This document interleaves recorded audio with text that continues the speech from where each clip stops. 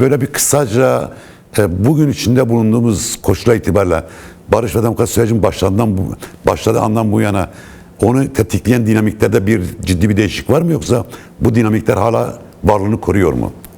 Aslında açarken siz de belirttiniz, yani barışı koşullayan etmenler aslında şimdi daha da güçlü. Yani yaşanan Orta Doğu'daki gelişmeler, Ukrayna-Rusya savaşı, Filistin-İsrail çelişkisi, İran-Amerika-İsrail savaşı ve Körfez'de yaşanan bunalım ve buhran aslında Kürt sorununun ne kadar yakıcı bir sorun olduğunu ve çözülmezse kendisiyle beraber çok daha farklı dinamikleri tetikleyerek aslında daha üst aşamalara sıçrayabilecek gelişmeleri bağrında barındıran bir sorun. Çünkü dört devlet arasında paylaşılmış ve parçalanmış bir coğrafya ve halk gerçekliği söz konusu. 50 milyon ki Orta Doğu'nun istikrarsızlığının en temel nedenlerinden bir tanesi de Kürt sorununun ve Kürt halkının statüsüz bırakılması, kimliksiz bırakılması, inkar edilmesi ve buna karşı gelişen 100 yıllık bir direniş mücadelesi söz konusu. Bu açıdan dinamikler ve sizin bahsettiğiniz denge ve denklemler aslında ne kadar her iki tarafın da elini acele etmesi gerektiğini bizlere çok net bir biçimde gösteriyor. Ki en son hükümet kaynakları da işte böyle hayırlı işler zamana yaymaya, gecikmeye gelmez biçiminde temenniler de dile getirmiş olsalar da ama evet, bu işte en acele eden, en sonda yapılması gerekeni en başta yapan Kürt Halk Önderi Önder Abdullah Öcalan'dı. 27 Şubat çağrısıyla Barış ve Demokratik Toplum manifestosunu sundu. Mart ayıyla birlikte bir hafta geçmeden PKK silahlı güçleri ateşkes ilan etti ve çatışmasızlık durumuna geçti. Ardından 2 ay geçti. Mayıs 2025'te 12. Kongre ile kendini feshetti. Temmuz ayı, bir ay sonra işte bir yılına girecek KCK eş başkanı Bese Hozat'ın önderliğinde, öncülüğünde 30 kişilik bir silahlı grup silahlarını yaktı. Yine 1-2 ay sonra sonbaharda sınırda ve Türkiye içlerinde kalan silahlı güçler geri çekilerek çatışma riskini minimize ettiler. Dolayısıyla çok hızlı adımlar atıldı, fakat buna mukabil evet, siyaset sahnesinin mecliste oluşturulan 51 kişilik komisyonun dışında gözle görülebilir çok etkili bir faaliyet yürüttüğünü söyleyemeyiz. Tabii hakkını vermek lazım. MHP lideri Devlet Bahçeli'nin buz kıran değerlendirmeleri, yani beklentilerin çok ötesinde ortaya koyduğu tutum tartışma zemininin önünü açmış denilebilir. Fakat bir bütünen fiili bir hani derler ya Orta Doğu'da aynesi laftır, işinin lafa bakılmaz, değil mi? Aynesi ne? Şeydir. Aynası değil, velhasıl yani lafa bakılmaz diyor. Yani söylenen değil. Evet. Yapılana bakılır. Ne dediği değildi. Aynesi iştir diyor. Pardon. Aynesi iştir, lafa bakılmaz. Evet. Şimdi güzel laflar da söylendi. Aslında güzel de oldu Türkiye siyaseti açısından. Çünkü Devlet Bahçeli böyle bir söylem geliştirmeseydi sanırım Türkiye siyaseti ya da basın dünyası her ne kadar eleştirilecek, mahkum edilecek söylem şeyleri varsa da ama ciddi bir tartışma zemini oluştu, ama bunun fiiliyata geçmesi, adıma dönüşmesi, somut pratiğe kavuşması da bir mücadele sürecidir kuşkusuz. Evet. 7-8 Temmuz'da NATO zirvesi var Türkiye'de. Türkiye bunu çok önemsiyor. Dün Trump da dedi, Erdoğan olduğu için gidip göreceğim dedi. Onu olmasa Erdoğan çok iyi arkadaşımdır diyor. Dostumdur. Her dediğimi yapıyor. Böyle totaliter rejimler arasında böyle bir dayanışma da var. Yani işte Kolombiya'da da savcı bir lider iktidara geldi. İngiltere'de aslında belki biraz tabii konuşacağız Hamit Ekinci ile Başbakanın istifası sonrası döneminde İngiltere tarihinde görülmemiş şekilde sağ radikal bir akım da orada yükseliyor. Almanya'da AfD, yani sağ radikal hatta Milliyetçi Faşist Parti %35'lere dayandı. Yani acayip bir şekilde böyle bir şey var. Bu NATO zirvesi bu süreci nasıl etkiler? Türkiye NATO zirvesini mi bekliyor bu süreçte? NATO zirvesinden ne alıp ne vereceği bu süreç açısından ne kadar önemlidir? Evet, aslında bölgesel gelişmeler 1919-26 100 yıl önceki Versay Anlaşması ve sonrası sürece benziyor. Ki G7 zirvesi de 2. Versay olarak Trump tarafından imzalandı. 28 Haziran 1919'da imzalandı ki 2. Dünya Savaşı'na yol açan savaştı. David Fromkin'in bir kitabı var. barışa son veren barış diye. Evet. Şimdi Trump'ın söylemleri kişisel söylem değil. Yani küresel hegemon sistemin bir numaralı gücünü temsil ediyor. Dolayısıyla bir projeden, bir doktrinden bağımsız öyle fevri davranışlar değil. Strateji onu gerektirdiği için öyle konuşuyor. O ona biraz kendince renk katıyor ya da ne diyorlar? Buna delilik teorisi diyorlar. Delilik teorisi de diyebilir ya da Monroe doktrini yerine Donroe doktrini ismini takıyor. Bu magazinel bir şey. Kendisi şovmen birisi yani. Fakat Ama burada Amerikan başka bir küreselciliği, hikaye Amerikan küreselciliği ve hegemonyacılığı stratejik bir durum. Dolayısıyla bu küreselciliğin ve hegemonyanın kendisini kalıcı kılması devrimci demokrat iktidarlarla olmayacak. Sağcı ve despotik iktidarlarla olacak.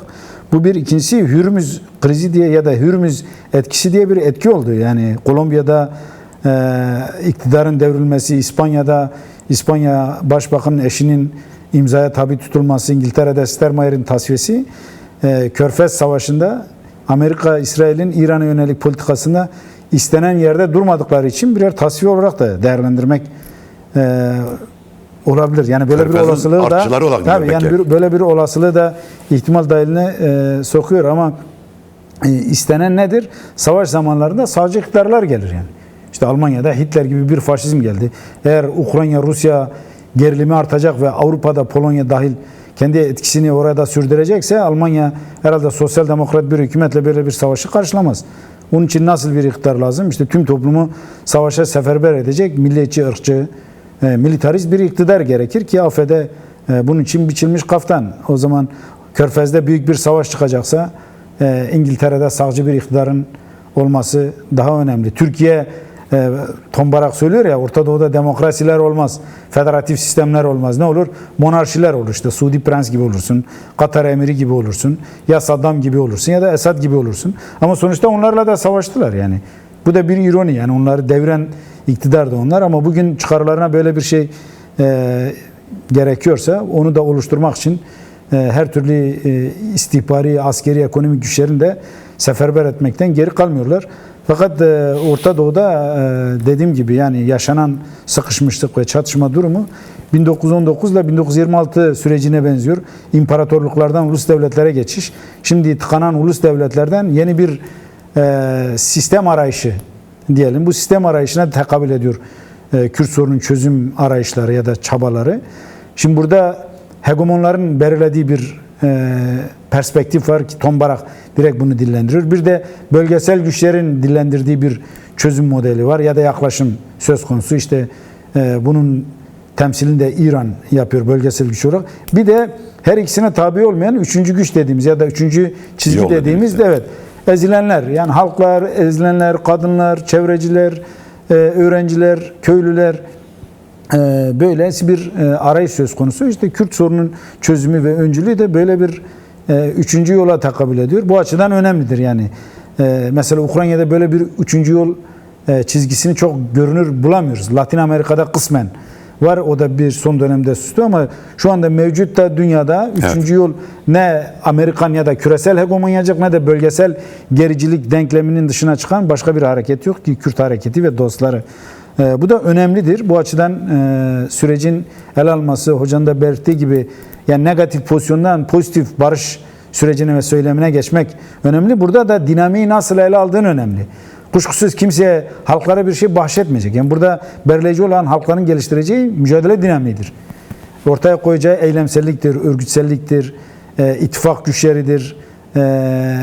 Değil mi? Bu konuda ortaya yani çıkan düşünsel birikimdir. Negatif barış dinamiği tek taraflı bir olanak aşmıyor. Aynı zamanda Kürtlere de demokrasi güçlerine de bir olanak yaratıyor. Kesinlikle. Şu anda mesela bahsettiniz ya, devlet nasıl ele alıyor? Güvenlik politikaları ekseninde ele alıyor. Üçüncü taraf olarak Kürtler ve dostları nasıl ele alıyor? Demokratikleşme üzerinden ele alıyor. Hani diyorlar ya, işte Kürt sorunu çözülecek, demokrasi ne olacak? Kürt sorunu, demokrasi olmaz, zaten Kürt sorunu çözülmüyor. Kürt sorunu çözülmemesinin temel sebeplerinden bir tanesi Türkiye'de demokrasinin olmaması. Şimdi Nevra Hanım bıraktığı yerden bir parça daha konuşabilir miyiz? Yani solda kayma var dedi. Yani anti-Amerikancı, anti-Trumpçı gündeme geldiği zaman sanki NATO müttefiği olmuş gibi oluyor. NATO yeniden şekillenecek mi burada yoksa parçalanacak mı NATO? Yani çünkü Avrupa ülkeleri içerisinde de çok ciddi problem var Amerika ile işte. Daha önce Macron demişti NATO'nun beyin evrimi gerçekleşti. Ama az önce Nevra Hanım da dikkat çekti. Ukrayna Savaşı'yla NATO tekrardan kendisini konsolide etti. Fakat İran Savaşı'yla beraber gördük ki Amerika'nın geleneksel müttefikleri bu savaşın dışında kendilerini kaldılar. Acaba bu Türkiye'deki yapılacak NATO zirvesinde NATO yeniden mi şekillenecek yoksa bir dağılma riski var mı NATO'nun? Yok ya, NATO daha da kendisini konsolide edecek ve yeni bir aşamaya taşıyacak. Çünkü 20. yüzyılda NATO'nun ortaya çıkış koşulları Sovyet sosyalizmine karşıydı. Merkez coğrafyası işte Atlantik ve ötesiydi. Yani Kuzey İngiltere, Atlantik Paktı. yani İngiltere, Almanya, İtalya. En önemli üsleri orada. Aviano İtalya'dadır, Remscheid Almanya'dadır. Diğer üssü de İngiltere'dir. Temel üs.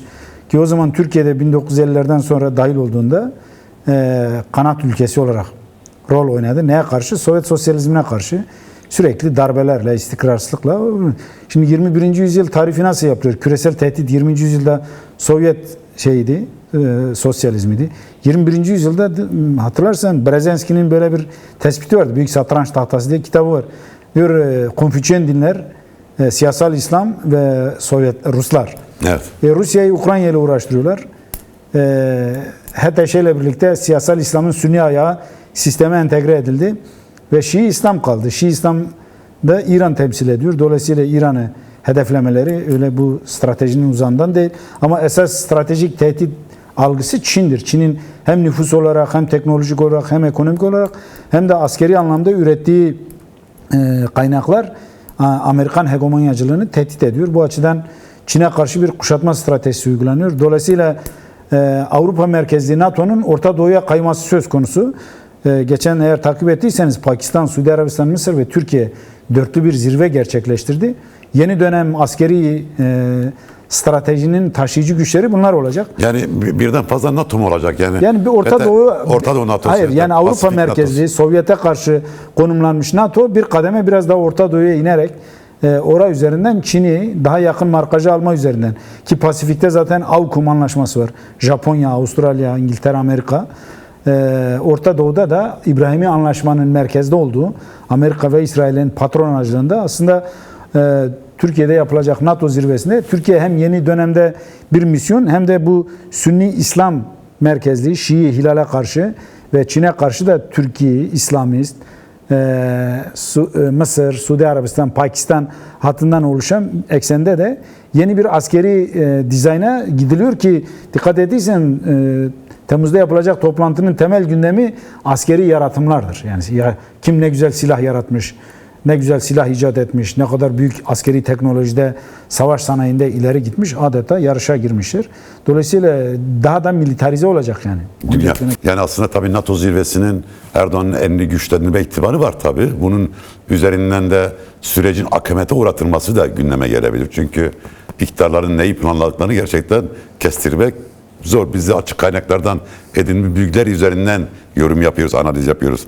Şimdi tabii sence bu süreç kritik eşikte neden bu birkaç gündür Türk medyasında böyle bir takım haberler yayılmaya başladı çıkacak yasayla ilgili? Yani toplum demokratik bir entegrasyon yasası beklerken neden Türk tarafı böyle manipülatif bir takım haberlerle kafaları karıştırmaya çalışıyorlar? Yani hala dedim ya başta olayı güvenlik eksenli politikalar temelinde ele aldıkları için Evet. Özel savaş yöntemleri, özel harp yöntemleri, kirli bilgileri yayarak aslında bir algı yaratmaya çalışıyor. O algı üzerinden de yönetmek istiyor, süreci yönetmek istiyor. Çünkü hükümette yakın kaynaklar üzerinden servis edilen kaynağı belirsiz devlet yetkilisinin işte sürece dair açıklamaları. Kimisi 10 madde diyor, kimisi 12 madde diyor. Kimisi işte terörü tasfiye tırnak içerisinde süreci olarak tanımlıyor ama ortada işte bu belge İmralı'da Önder Abdullah Öcalan'la paylaşıldı. PKK'nın kendi fesheden örgütün yönetimiyle paylaşıldı ya da İmralı'ya giden DEM heyetiyle paylaşıldığı biçiminde bir belge söz konusu değil. Daha çok spekülatif bilgi ve belgelerdir, değerlendirmelerdir. Tabii bu güvenlik eksenli siyasetin bir yansıması. Tabii Kürtler için çözümün parametreleri net. Yani öncelikle Türkiye'nin demokratikleşmesi. Biz hep karşı Çünkü bir tarafı gündemi konuşuyoruz var. da, Yani belki biz biraz daha karşıtı belirlerken doğru tespit edersin.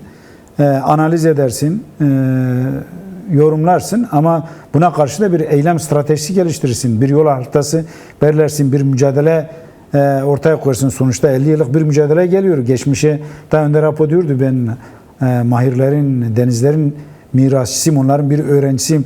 Dolayısıyla bir Türkiye demokrasi tarihi var, Kürt mücadele tarihi var. Yani 100 yıllık bir geçmiş söz konusu. O açıdan yol haritası ne? Adı konulmuştu ki PKK'nın 12. kongresinde kendini feshettiğinde aldığı ilk madde şudur: bu işin, sürecin bir numaralı muhatabı Önder Abdullah Öcalan'dır. Gerilanın silahsızlandırılmasında ortaya koyacağı irade bizim için bağlayıcıdır. Ve Kürt halkının haklarının yasal, hukuki güvence ve teminata kavuşturulması. Yani süreç gelişecekse ve bu belgelerin ya da yol haritasının şeffaf, açık, böyle istihbari yöntemlerle, alttan dosyalarla ya da kulağa fısıldamalarla olmaz. Çıkar, açıklamasını yapar. Dosyamız ya da taleplerimiz, şeyimiz budur, bu sunulmuştur. Taraflar çıkarırlar, görüşlerini belirtir. Sonuçta bu da bir mücadeledir. Yani iyi bir belge sunsa bile Kürt sorunu bir günde çözülecek bir sorun değil ki. Demokrasi sorunu bir günde çözülecek bir sorun değil. Kadın haklarının gaspı bir saatte ya da bir günde ya da 10 maddelik bir deklarasyonla çözülecek bir gerçeklik değil. Dolayısıyla burada bir mücadeledir. Bunun dinamiklerin açığa çıkması ya da egemenlerin birilerine bir şeyler bahşedeceği beklentisi içerisine girmek de en büyük yanılgı. O açıdan sürecin çözüme, yani pozitif merhaleye evrilmesi önemli. Bunun için de Önder Apo'nun İmralı'daki çalışma koşullarının yasal statüye kavuşturulması. Hala orada tecrit koşulları var. Yani tecritin olduğu, ayda bir bile görüşmenin zor bela kerhen yapıldığı bir zeminde barış sürecinden bahsetmek mümkün değil. Bir, bunun sağlanması lazım. İkincisi, Kürt halkının bir halk olmaktan kaynaklı hakları var. Bunun yasal güvenceye kavuşturulması. Bu yasal ve anayasal değişiklik gerektirir. Üçüncüsü, işte kendileri bugün bahsediyor, 20 bine yakın PKK potansiyeli. Silahlı, silahsız, zindan, yurt dışı. Bu 20 bin kişinin yasal, legal siyasete dönüşümünü sağlayacak demokratik entegrasyon yasaları. Şimdi bütün bunlar bir manzumedir yani. Ve müzakere gerektirir, tartışma gerektirir. Ve son sözü de bir numaralı müzakereci Önder Abdullah Öcalan söylemesi Şimdi lazım. Bu dediğiniz 3 tane başlık ve 3 tane önemli stratejik hedef bir günde olmayacak kesin. Şimdi beklenti şu, yani meclise sunulacak çerçeve yasasının bunun önünü açması yönünde. Doğru. Şimdi beklenti buysa bu beklenti karşılama ihtimali ne kadardır yani? Hükümete baktığımız zaman, yani açıklamalara, konuşmalara baktığımız zaman. Yani başta söyledik ya, diyor aynesi iştir, kişinin lafa bakılmaz. Yani evet, bu işten 3. defa nasıl Cumhurbaşkanı olabilirim, AKP'yi tekrar nasıl iktidar yapabilirim, ya da bu faturayı en asgari küçük kırıntılarla nasıl kapatabilirim gibi egemenler bu oyunları oynayacaklar. Sonuçta savaş silahla değil, siyasetle ve diplomasiyle yürütülecek. Bunun anlaşılması lazım. Yani evet, savaşın, çelişkinin, çatışmanın bittiği bir dönemden bahsetmiyoruz. Ya da böyle bir belgenin sunulması mücadelenin bittiği anlamına gelmiyor. Tam tersi. Başka araçlarla ve başka yöntemlerle yürütülmesinin kapısının aralanması. Böyle bir irade ortaya koyuyorlar. Yani biz inkar etmiyoruz. Siz de isyan etmeyeceksiniz. O zaman demokratik hak yolunun açılması, demokratik haklarını silah dışında yöntemlerle aramanın suç olmaktan çıkmasını sağlayacak bir güzergah, girizgah yapması. Bu yeni bir süreç başlayacak. Yani demokratların da Kürtlerin de önünde yeni bir mücadele dönemi ve süreci başlayacak. Bu silahlı mücadele bitti, tüm haklar verildi, hadi herkes paydos. Öyle bir şey yok, olmayacak da. Evet. Bu ciddi bir yanılgıdır da aslında, böyle de tartışma yürütülüyor. Bu bence problemli bir tartışmadır. Esasında şimdi başlıyor. Zor olanı, daha hassas olanı, daha tüm toplumu kapsayan. Diğeri önce militan gruplar öncülük ediyordu, fedailik ediyordu. İşte öbür tarafta da ordu ve silahlı güçleri, diğer tarafta da gerilla ve militan güç. Ama şu anda toplumun tümü, kadın mücadelesi, gençlik mücadelesi, işçi mücadelesi, çevre mücadelesi, değil mi?